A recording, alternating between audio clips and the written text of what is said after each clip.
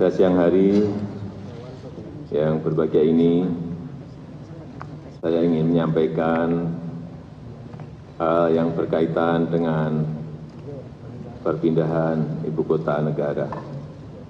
Pemerintah terus mematangkan rencana pemindahan ibu kota negara yang baru ke Penajam, Pasir Utara, Kalimantan Timur. Presiden Joko Widodo menegaskan pembangunan ibu kota baru di Penajam, Pasir Utara, Kalimantan Timur tetap berjalan meskipun masih menghadapi pandemi COVID-19.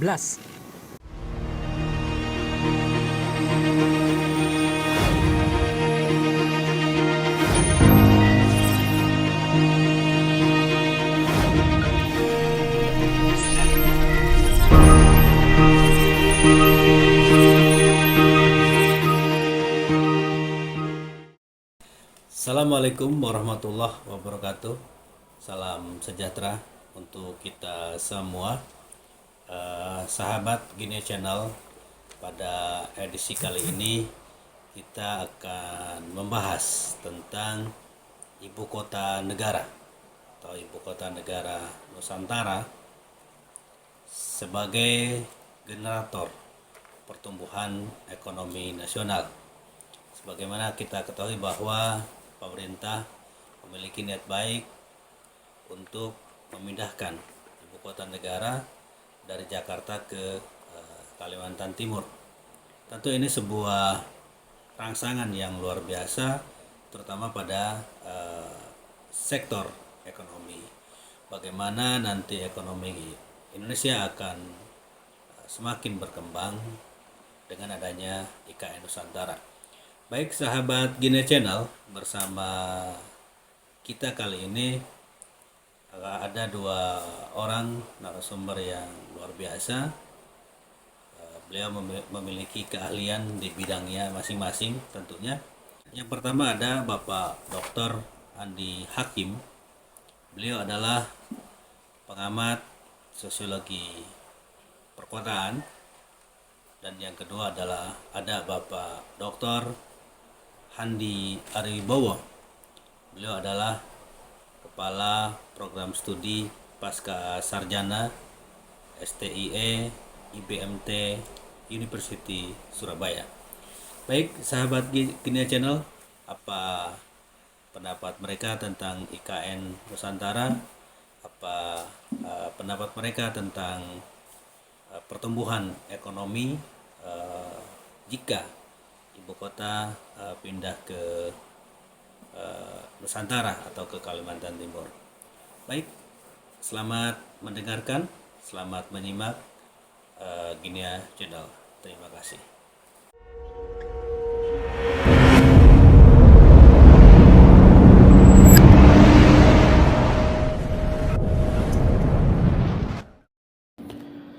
Assalamualaikum warahmatullahi wabarakatuh.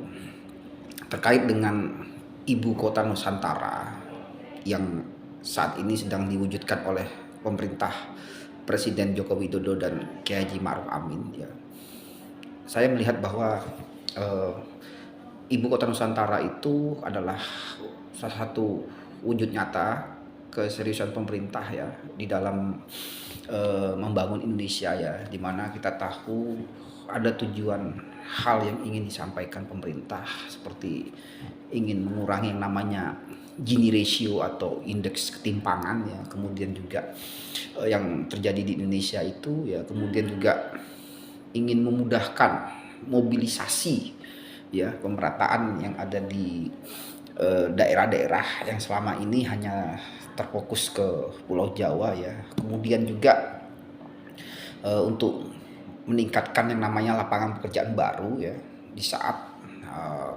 ketika COVID-19 menyerang Indonesia. Kita tahu banyak warga negara masyarakat itu yang terkena dampaknya seperti di PHK oleh perusahaan, ya. Nah, untuk masyarakat yang ada di Kalimantan khususnya, ya, sangat mengharapkan agar ibu kota Nusantara ini, ya, mampu membuat yang namanya adalah pemanfaatan pembangunan yang dapat berdampak pada mereka, gitu, ya, dimana diharapkan dengan ibu kota negara itu berpindah ke Kalimantan Timur, maka dengan dibangunnya infrastruktur ya dan lain-lain, maka juga bisa membuat masyarakat tuh bisa lebih berdaya lagi. Kemudian juga konektivitas yang selama ini menjadi masalah di sana itu bisa eh, diminimalisir ya. Nah, terkait dengan IKN, karena saya sendiri juga asli ya, putra daerah sana, saya merasakan bertahun-tahun sebelumnya ya, kadang-kadang ada rasa iri kita dulu dengan pulau-pulau Jawa ya, kota-kota besar ya, seperti SPBU langka ya, kemudian kalau ada pun kita ngantri yang panjang gitu ya. Kemudian juga kita mau kemana-mana itu transportasinya itu agak susah ya. Nah, diharapkan dengan ada IKN ini, warga masyarakat Kalimantan Timur yang selama ini sebagai penghasilan PAD-nya juga tinggi, itu juga bisa merasakan dampaknya langsung. Batu bara banyak di sana ya, dan segala macam. Tapi kita sendiri sebagai kota yang penghasil hasil bumi kadang tidak bisa merasakannya ya. Nah, IKN Nusantara ya itu juga bagian dari milestone Indonesia emas di 2045 ya. Karena kita tahu bahwa 2045 nanti kita resmi 100 tahun menjadi bangsa yang merdeka ya. Sehingga diharapkan dengan tidak terjawa sentris pembangunan ini, dengan berpindahnya ibu kota ke Kalimantan Timur, maka Kalimantan Timur dan kota selanjutnya itu juga akan merasakan dampaknya ya. Dan kita juga berharap dengan ada IKN ini, masyarakat sekitar sana juga bisa merasakan dampaknya juga di dalam perekonomian. Itu yang paling diharapkan ya. Nanti ke depannya banyak pusat-pusat perbelanjaan ya, pabrik-pabrik baru dibangun sehingga masyarakatnya bisa diberdayakan ya. Karena selama ini mereka banyak sekali masyarakat yang tidak bisa maksimal bekerja dengan baik karena lahan pekerjaannya juga tidak mumpuni ya. Jadi diharapkan dengan IKN ini ya, inilah eranya di mana pemerintahan baru ya, istilahnya ibu kota negara baru, tapi lebih memberdayakan pemerataan pembangunan yang ada di Indonesia ini. Sehingga kedepannya harapannya Indonesia adalah sebagai bangsa yang besar dan maju ya, karena McKinsey sudah dari awal dulu sudah membuat perhitungan bahwa kita bisa menjadi potensi bangsa nomor 4 terbaik di dunia terbesar ya, karena kita ditunjang dengan masyarakat yang besar penduduknya ya, kemudian tingkat konsumsi yang tinggi. Nah, dengan adanya pemindahan ibu kota ini yang selama ini Jawa sentris pembangunannya bisa lebih merata ke bagian timur ya. Itu harapan saya ya, sebagai pengajar ya, dan juga sebagai warga Kalimantan Timur, agar IKN ini bisa berdampak kepada daerah sekitarnya ya, dan juga bagi Indonesia ini bisa lebih memaksimalkan yang namanya pembangunan yang lebih pemerataan, sehingga diharapkan tingkat Gini ratio kita atau tingkat ketimpangan kita itu bisa lebih kecil ya, kesenjangannya dan segala macam. Demikian harapan dari saya. Terima kasih banyak. Wabillahi taufiq wal hidayah. Assalamualaikum warahmatullahi wabarakatuh.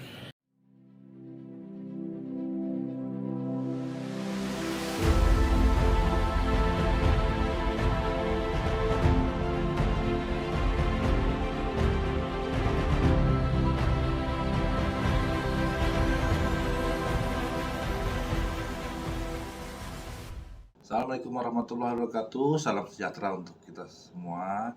Semoga Allah Subhanahu wa Ta'ala, Tuhan yang Maha Esa, senantiasa melindungi dan memberikan kemudahan dalam aktivitas kita semua.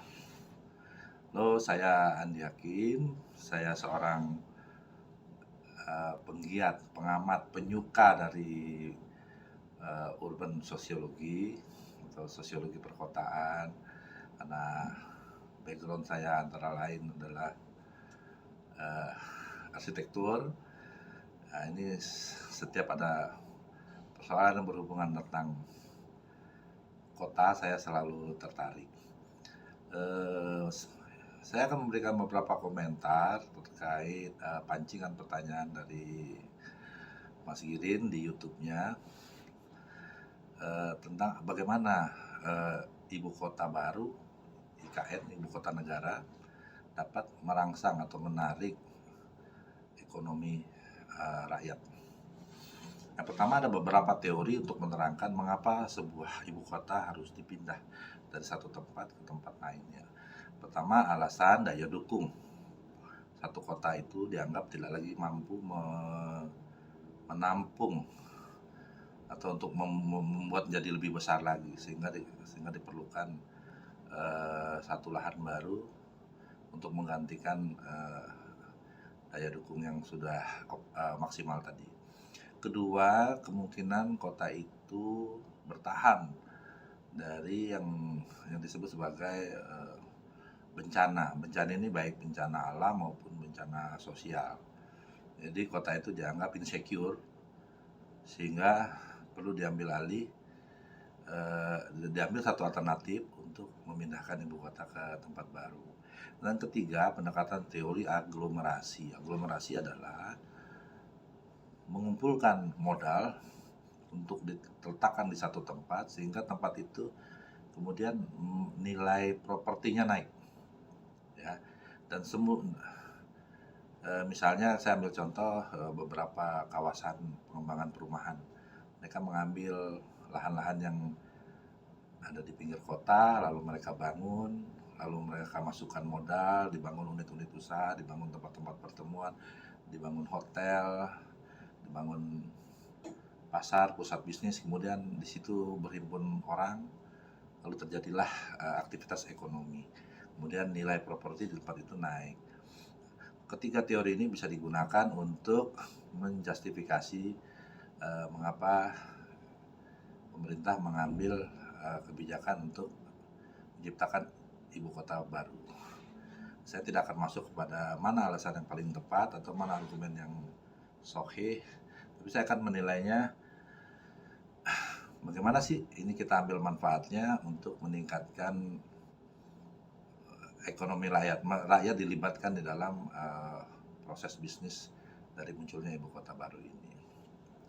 Pertama, bahwa untuk membuat satu ibu kota baru tentu dibutuhkan biaya yang besar. Nah, pertanyaannya dari mana biaya ini didapat?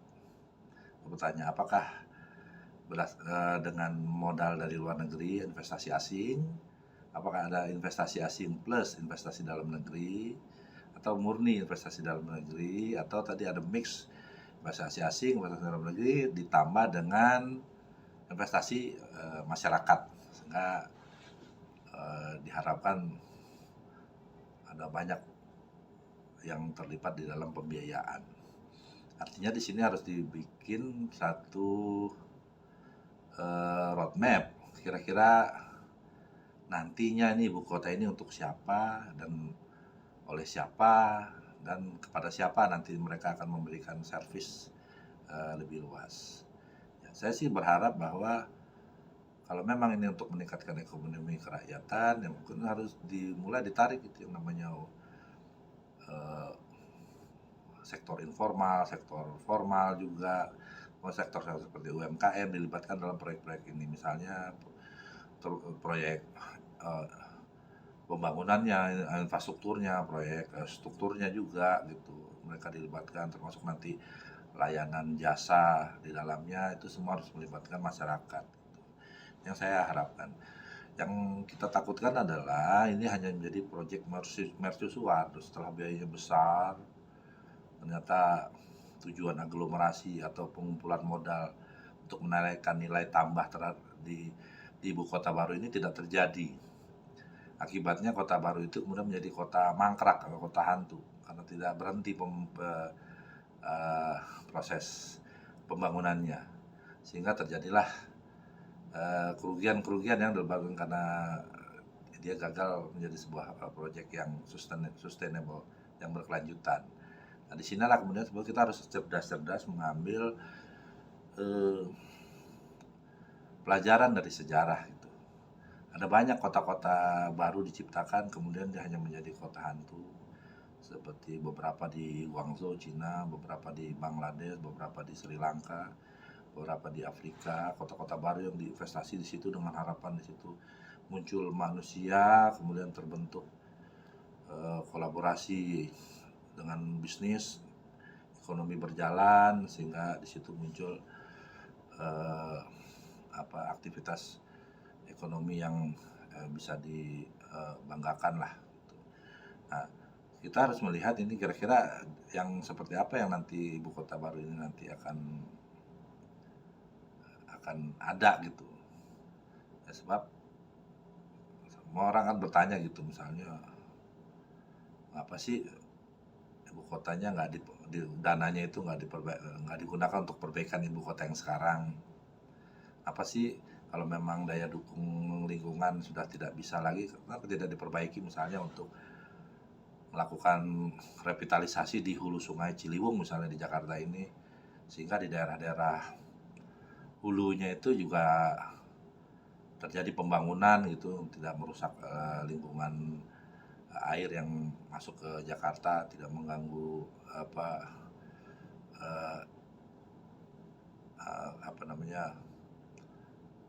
misalnya emisi dari gas buang yang masuk karena banyak penduduk temporer di Jakarta yang pagi berangkat dari Bekasi, Tangerang ke Jakarta, sore dia kembali gitu. Dia menjadikan Jakarta hanya untuk tempat mencari nafkah, tetapi tidak tinggal. Ini kan mereka menyumbang emisi yang besar juga terhadap daya dukung lingkungan. Ini kita juga harus lihat apa. Tapi kalau memang sudah terjadi, gitu, kita harus memikirkan seberapa banyak masyarakat dilibatkan di dalam proyek ini. Saya berharap sebagian besar proyek ini akan kembali kepada misalnya perusahaan-perusahaan BUMN negara atau BUMD dilibatkan, termasuk sektor informal juga dilibatkan, karena nanti di Kota Baru itu mungkin akan ada kebutuhan-kebutuhan, misalnya pasar. Mudah-mudahan yang ada di sana itu benar-benar adalah masyarakat, itu masyarakat yang hari ini masih membutuhkan banyak perhatian, permodalan, misalnya itu. Jangan sampai nanti begitu selesai yang boleh jualan di sana hanya pemain-pemain besar. Itu tentu akan menjadi kontraproduktif dengan tujuan mengembangkan itu sebagai ibu kota. Karena kita harus ingat bahwa terbentuknya satu ibu kota di Indonesia itu sifatnya organis. Apa yang dimaksud dengan organis? Berawal dari sebuah desa kecil. Lalu desa ini naik statusnya menjadi istilahnya distrik kecil. Distrik kecil ini lalu tumbuh menjadi kampung kecil menjadi ya kota agak besar, terus bertambah lagi menjadi suburban, nempel ada Jakarta, nempel dengan Depok, nempel dengan Bekasi, nempel dengan Tangerang, nempel dengan Bogor gitu kan. Jadi ini menjadi sangat menjadi mega city. Nah, sementara yang mau kita kerjakan sekarang kayak ini kotanya by design. Dia tidak bergerak secara organik. Nanti ada kelebihan, ada kekurangan. Kelebihannya adalah kota yang didesain, dia memiliki penataan kota yang lebih teratur lah, lebih bagus lah, lebih baik. Kesemrautan bisa diantisipasi, misalnya tiang listrik, kabel-kabelan bisa ditaruh di dalam tanah, sistem pembuangan, sanitasi, sewage, saluran air kotor, buangan dari rumah, dari industri, dari hotel, bisa dibuang melalui kanal-kanal yang dimasuk di bawah tanah. Lalu saluran transportasi juga bisa dirancang di dalam tanah, sehingga di luar itu betul-betul hijau, bagus, lebih banyak istilahnya tutupan hijau daripada kesemrautan yang kita lihat di setiap kota besar di Indonesia hari ini. Itu keuntungannya. Kerugiannya adalah bahwa untuk menjadi satu kota besar itu kan paling tidak dibutuhkan untuk ibu kota dengan penduduk sekitar lebih dari 200 juta ini Ibu kota itu paling tidak harus dihuni oleh 15 juta penduduk. Tuh. Baru dia bisa menghidupkan itu jadi satu kota besar. Kalau kotanya hanya 1 juta gitu kan, dia tidak bisa menarik kapital ya, karena misalnya toko jam 6 sudah tutup. Kalau di Jakarta ini dengan penduduk yang lebih dari 10 juta dan 15 juta di siang hari, toko-toko bisa buka sampai tengah malam 24 jam, sehingga perekonomian terus mengalir gitu ya. Kotanya nggak pernah tidur, selalu ada aktivitas. Nah, itu ciri-ciri kota besar. Nah, untuk kota baru ini tentu kan tidak mudah mendatangkan 10 sampai 15 juta penduduk baru. Nah, bagaimana memindahkan orang-orang ini? Kalau pemerintah mengatakan kita akan memindahkan seluruh pegawai negeri di Jakarta, jumlahnya nggak sampai 1 juta. Jadi artinya masih baru 10%-nya gitu. Nah, dari mana nih, sektor apa lagi yang mau didatangkan? Transmigran misalnya, didatangkan lagi di kota baru ini. Ini tentu bukan hal yang mudah. Artinya, kita harus mulai realistis melihat bahwa proyek IKN ini akan dapat menarik perekonomian masyarakat tidak dalam waktu yang singkat. Paling tidak saya memprediksikan seandainya ini jadi dan kick off-nya udah selesai ini nanti tahun 2024 misalnya, ini baru 2054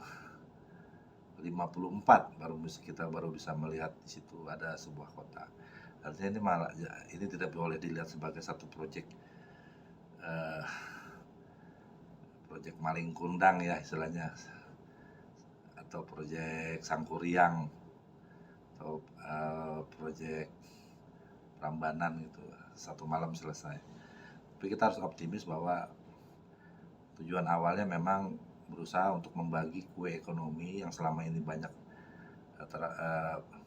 terakumulasi di Pulau Jawa, itu coba dibagi ke pulau-pulau lain di tanah air kita. Semoga mudah-mudahan kita berharap semua dapat terlaksana dengan baik, dan mudah-mudahan kita bisa mendukung masyarakat bisa berpartisipasi aktif ya untuk bisa dilibatkan di dalam proyek besar ini. Oke, terima kasih banyak. Assalamualaikum warahmatullahi wabarakatuh. Salam Pancasila.